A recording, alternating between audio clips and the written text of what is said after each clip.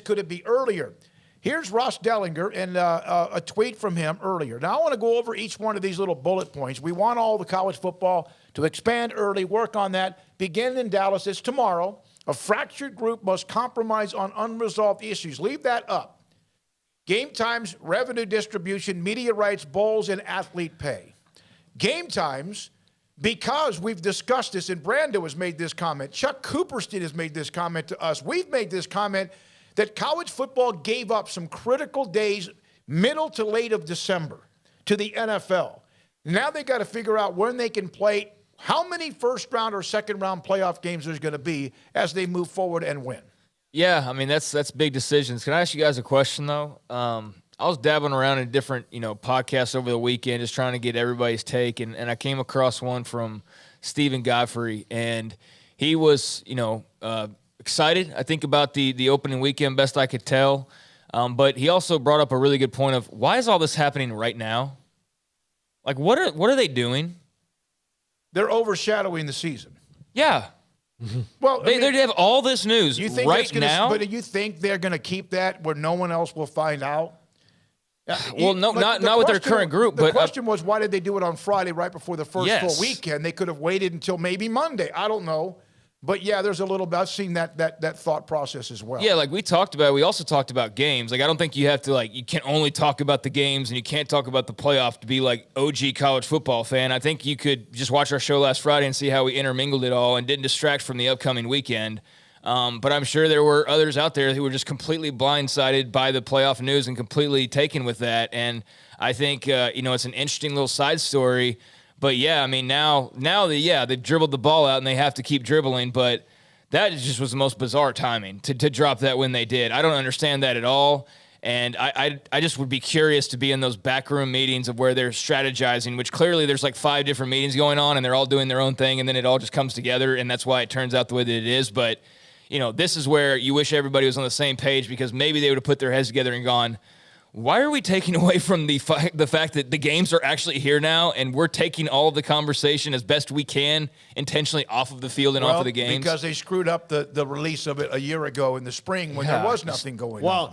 Well, I'm sure that there's a PR firm that the CFP has hired that is like, why do you pay us? Why? If we're going to do all this work and then we're just going to have to scramble and do this. Or maybe there's not a PR firm. Maybe there's just a couple people that they're like, all right, write a press release and go. Because, sometimes, especially with the conferences, we know that they're not making the best decisions on their messaging. So it wouldn't surprise me if, that was part of the disaster is they just don't care about the PR. Back to the bullet points of Ross Dellinger, but a very good point on that. One, game dates. They have given up some quality game dates, some days during the week. They've given that up because the NFL has just sucked in a bunch of those Saturdays in December, Thursdays, Saturdays, Sundays, Mondays, and they're not giving that back. So that's the first thing. You got to figure that out. Number 2, the revenue distribution. Now be ready for this one. Whatever is the original time or the original amount of money with the college football playoff that's being evenly distributed. Now, the group of 5 gets more, I believe. I don't know how much more, and if I'm wrong, I'm wrong, but I think they get more than the group of 5, the Power 5 does. But this would then be not that money, but the new incoming revenue, whatever that might be. Bob Thompson has talked about how it could end up being some sort of a $2 billion deal. Whatever that money is going to be with the new expansion. If the SEC and Big Ten, there is a chance you might have unequal revenue distribution from that money. No one has told me that. Nobody has confirmed that. I spoke with an athletic administrator on the way to the show today who said this would be part of the new money, if it even happens, as far as they have, let's say the Big Ten and SEC have a bigger chunk. It also could do like they do in men's basketball, where you get a slash for every team that is in the tournament, and then every team that advances, and then every team all the way through. Your conference makes more money because they have more nuggets, so they have more chips. That could also be the case when it comes to revenue distribution. Yeah, they've got there's a lot of different ways to do that, and that's probably, I would think, over game dates and everything else and academics, the who's going to get more money will be the most bitter fight. That's the one where guys are going to walk out of the room and be like, all right, well, we can wait till tomorrow on this as they get close. And that's probably the SEC and Big Ten doing that. And then the other 3 Power 5 conferences and everyone else going, well, we got to get this done. So I eventually they'll have to acquiesce on some of that, but I would think it'd be smart for them to stand their ground so the chasm doesn't grow any further than it has to, revenue-wise. Yeah, I don't know about the money part and how all that operates. I would be shocked though if there's too much of a disparity. I mean, what purpose would that serve for the others outside of those 2 conferences? Just bend the knee and be happy that you got the invitation. I see a lot of every man college football commentators that try to just basically tell the Big 12 fans and the Pac-12 fans, just eat what we serve you and you'll like it. I don't pretend to be every man, but I'm a lot more every man than that. I think everybody should, at least have a fair shake. And I think that they're starting to move in that direction. But yeah, as far as how they do revenue splits, I mean, that's how you can get off the sideways real quickly and really kind of blow this thing up. But you've got two conferences that obviously are kind of on one level, and everybody else is on another level, and how much of that balance they're able to keep will be fascinating, because that is a dangerous trek to have to maneuver around. So we'll see. Here is what Ross wrote in his story today. For some, this is a top issue to solve. Currently, the CFP distributes about 80% of its annual $600 million of revenue to the Power 5 leagues and roughly 20% to the Group of 5. Conferences get $6 million bonus payment for every qualifying semifinal team and $4 million for each team playing in a non-playoff CFP bowl, the 4 bowls outside of the Fiesta, Cotton, Orange, Sugar, whatever on. At the center of negotiations, specifically the 80% cut going to the Power 5. In light of realignment and the composition change in leagues, the Power 5 revenue distribution is in for some adjustment. Many believe in why. You now have the Power 2, says one source familiar with the talks. Big Ten, SEC have now not only dominated the event, but the conferences have swelled to 16 teams. So there is a little bit of that's going to have to be discussed. Now, I would think they would never have released Friday without some of these conferences, Group of 5, Power 5, whoever is not SEC or Big Ten, had to know that could be a part of the discussions, but they still have to figure that out. I discussed it with an athletic administrator. He said, listen, if I was the SEC and the Big Ten, I would want more as well, because in a way, everybody was thrown a life raft. I never thought there would be a Power 2 that would only decide the national championship. I still don't think that ever will happen. I could be wrong. But they all were given a little bit of a big life raft. When that came out on Friday, that made everybody, when they start in August, a chance they can win or get to play for the national championship. Yeah, and we know that they'll kind of nitpick about everything, the Big Ten and the SEC, but the fact that they're in on this means it's going to happen. So I think that most of the worries, I mean, those things that those 6 things they have to get done is certainly you're going to be a challenge, but the fact that they voted on it's going to happen means that the worst of our worries, I believe, is out of the way. All right, so you see that. That's another part of it. The other bullet point that Ross Dellinger brought up, put the graphic back up, Garrett, if you don't mind. Media rights. What's ESPN going to do? Are they going to give up any of that? Are they going to get all of it? Are they going to get the first couple of years? If they start early in 24, 25 instead of 26, does ESPN get to keep all of it as far as the games?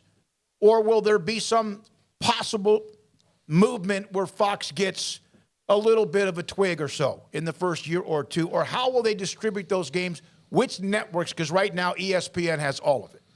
Yeah, I think that's going to be really, really interesting to see.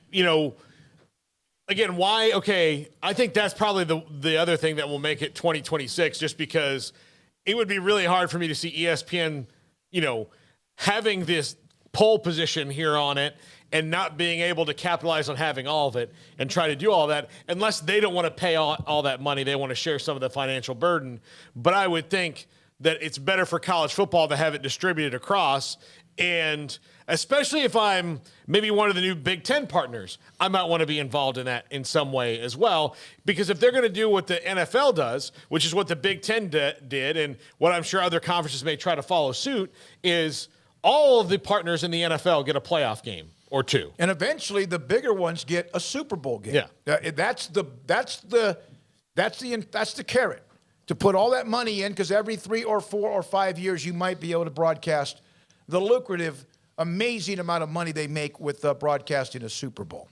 All right, another nugget on Ross Dellinger's list. That's probably the one that I care about the absolute least. Me too. I do not give a damn about the networks and, what they want or who they're going to broadcast and all that. I mean, it was interesting when you're talking about TV deals and, like, who all is the Big Ten going to be on. But, yeah, as far as they're jostling for the playoff, I want to see the games. I don't care if it's a Fox guy telling me about them or an ESPN guy. I do not care. Both. I do not care. Or both. The bowl games. Many of the residing east of the Mississippi and south of the Mason-Dixon line want to hear no more about the Rose Bowl's wishes as it relates to a football postseason, and yet here we are.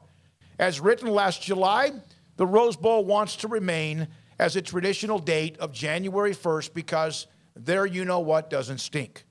So there's that. Put that up again, Garrett, if you don't mind, the bullet points, the bowl games, and how do they work with that, whether it's the Rose Bowl, who are they attached to, if anything else? And then the student-athlete revenue sharing. And, of course, is, we've seen NIL, we've seen a lot.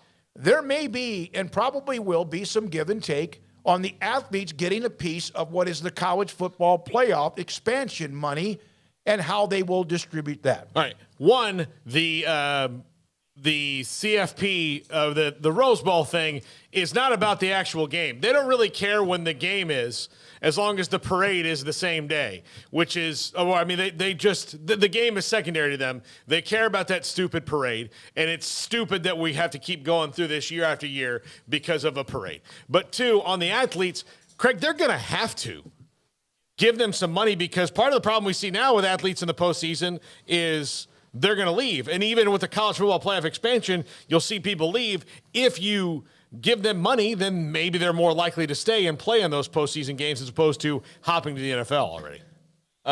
First of all, in the Rose Bowl, I think it's just kind of a silly thing at this point. Like the fact that it throws around its weight. It's just the Rose Bowl. It's just kind of like, I get the setting's fantastic. I get there's a lot of, fans that love the magical nature of the Rose Bowl and, sunset behind a great football game like Texas and USC and all that. But yeah, like just the fact that they're like an entity in this is just it's kind of funny to me. And not being somebody who's like Big Ten, Pac-12 guy who grew up on the West Coast, like it's even funnier. But I'm sure it's a cool place to watch a game and all of that. But what? No. To the other part of that, they're, Paul, not going to have to do it for all the reasons you said. They're going to have to do it because otherwise the sport is going to crumble under lawsuits and, all of those types of things. I mean, they have basically lasted as long as they possibly can, going the route of not paying players. And then they've now the last several years, because they were basically forced to, found ways to disseminate money in, the proper fashion that's not, $10,000 in an envelope in your locker after the big win. They've tried to, be more forthcoming about all of the ways they're trying to provide money and all of the different things they're setting up to provide money. And all of that is great. But they're only doing it because they have to at this point. And they're only going to do this because they have to at this point. Because what else are you going to say where all that money is going? Because the money's only getting larger and larger. And the argument for why you haven't been paying them all along has only grown weaker and weaker to the point where there really is no argument that exists now anymore that makes sense for why you don't. So, and if it gets close to $2 billion annually, regardless, it doesn't matter what the total is. I think that they've got to pay these guys no matter what. And if you are, if it was $1 billion for an expanded playoff, you're telling me we're playing more games now and you're still not going to pay players out of this big pool of money that you're getting. But yeah, especially having now signed these new deals, you see one conference alone making over $1 billion. You add in all the travel arguments, and if you're an athlete at USC, I think you got a pretty good case that you could take of why are we not getting paid like we are employees, and why are we? So, the arguments have just run out at this point, and they've gotten so greedy and so money consumed to the point where now you're just throwing out geography and all these things to the side just to simply make more money and get more TV and more all that. Where's all that money going to go? What are they going to do with it at this point? And how are they going to argue against why that shouldn't go to the athletes who are helping create this entire thing to begin with? So, yeah, it's inevitable. They're going to have to do this. I think this was obviously a part of the plans of Kevin Warren as, he was navigating questions while they were negotiating that deal about how this would ultimately affect the athletes and all those things. I think this is something that the bright minds in college football have had to have known was coming down the pipeline. And, don't seem to be blindsided by it. I think they seem to understand this time around of like, there's no going back, especially with all the money that's out there being publicly talked about. So, yeah, that's going to happen. And to what extent, though, will be very interesting. Are guys getting rich off that solely, or is it one of those everybody gets $500, kind of a thing? That's what I'm curious to see.